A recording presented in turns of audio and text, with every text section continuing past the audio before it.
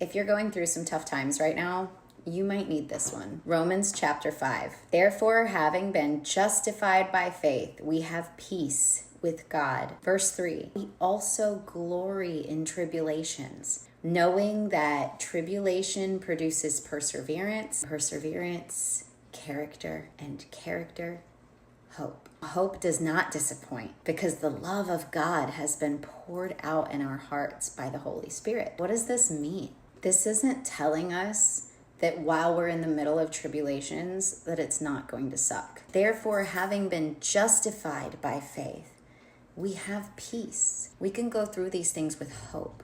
Bible Cat, seriously enjoying Bible study right now. My Bible breaks it down. We can enjoy the new perspective of rejoicing in tribulations because of the benefits gained by the proper response to suffering. Paul encouraged Christians to rejoice in these pressures because they produce perseverance or endurance. Endurance produces character. In the middle of those tribulations, the hard thing is to thank God for it.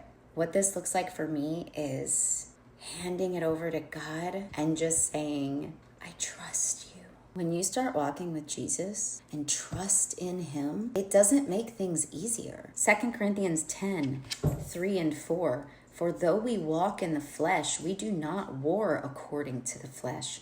For the weapons of our warfare are not carnal, but mighty in God. Carnal meaning of the flesh. Ephesians 6, 11. Put on the whole armor of God that you may be able to stand against the wiles of the devil. For we do not wrestle against flesh. Therefore, take up the whole armor of God. To take this back to Romans 5, rejoice in hope of the glory of God. The Holy Spirit is going to fill us with this love and this hope. God is not promising us there won't be any problems. We're told that as we follow Jesus, it's going to get rough out there, but we have hope.